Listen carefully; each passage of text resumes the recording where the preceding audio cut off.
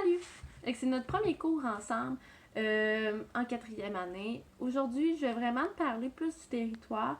Mais je veux te dire que cette année, on va vraiment se concentrer sur la société en Nouvelle-France en 1645. On va aussi faire des bonds dans le temps vers 1745. Et on va prendre aussi un peu le temps de voir les 13 colonies. Comme tu vois devant toi, j'ai fait une petite mise en scène pour la Nouvelle-France. Oui, on va avoir des colons français, mais on va aussi avoir des Amérindiens, donc des Iroquois et ou des Algonquiens. Et aussi, là, je te présente le territoire, donc j'ai fait une petite mise en scène avec mes Legos. Non, c'est pas vrai, c'est ceux de mon chum, mais c'est pas grave, c'est un détail. Alors aujourd'hui, pour le premier cours, en fait, je te parle du territoire. Le territoire de la Nouvelle-France, c'est vraiment un territoire très vaste, très grand. Là. On a la vallée du Saint-Laurent, mais aussi on va ajouter à ça l'Acadie et Terre-Neuve, qui sont vraiment des territoires un peu plus loin. C'est très grand, mais il n'y a pas beaucoup de gens qui y habitent. En fait, c'est peu peuplé, sauf que les gens se regroupent surtout dans les villes, comme la ville de Québec, la ville de Trois-Rivières et Ville-Marie. Ville-Marie, c'est l'équivalent de Montréal, c'est au même endroit et tout ça, c'est juste que l'ancien nom était Ville-Marie. Dans ces endroits-là, justement, il y a la vallée du Saint-Laurent qui est une plaine. C'est quoi ça, une plaine? Une plaine, c'est un endroit qui est un peu plus régulier, on va dire ça comme ça. Il n'y a pas de collines, il n'y a pas de chaîne de montagne, c'est un sol de terre, c'est pas très rocailleux, il n'y a pas beaucoup de roches. Ce sont donc des terres qui sont très favorables pour l'agriculture, qui sont très fertiles.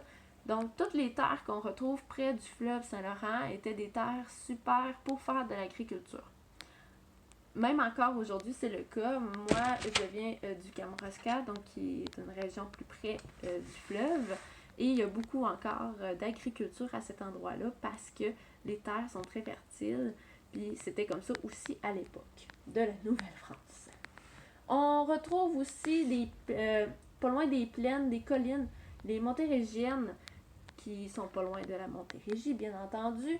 Et on retrouve aussi les Appalaches, qui est une grande chaîne de montagnes. Celle-là est un petit peu plus pas loin de la vallée des Saint-Laurent. Aussi, tu regarderas dans ton cahier Escale, il y a une belle carte qui te montre exactement où sont les collines montérégiennes. Et il y a aussi le bouclier canadien, qui lui est un petit peu plus au nord de la vallée du Saint-Laurent. C'est un sol, mais ça, dans cet endroit-là, dans le bouclier canadien, il n'y avait pas beaucoup d'agriculture parce que c'est un sol très rocailleux, donc il y avait beaucoup de cailloux, un petit peu de forêt, mais il n'y avait pas vraiment d'endroit pour faire de l'agriculture, donc à ces endroits-là, c'était vraiment impossible. Je veux dire, ceux qui réussissaient à faire pousser des bleuets étaient contents. Mais c'est pas mal ça, à cet endroit-là. Sinon aussi, sur le territoire, là, oui, il y a le fleuve Saint-Laurent, mais il y avait aussi quasiment pas loin d'1 millier de rivières, de lacs.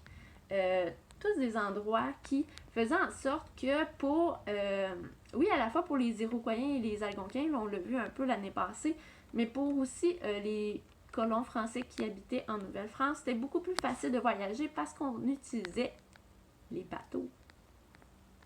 Donc, c'était beaucoup plus facile. C'était des belles voies de communication. Ça permettait de relier certaines villes parce que parfois, c'était très long de se rendre à pied. Alors, le bateau sauvait beaucoup de temps. Bien entendu, l'hiver, par exemple, c'était plus compliqué de se promener, mais en été, on en profitait au max avec les bateaux.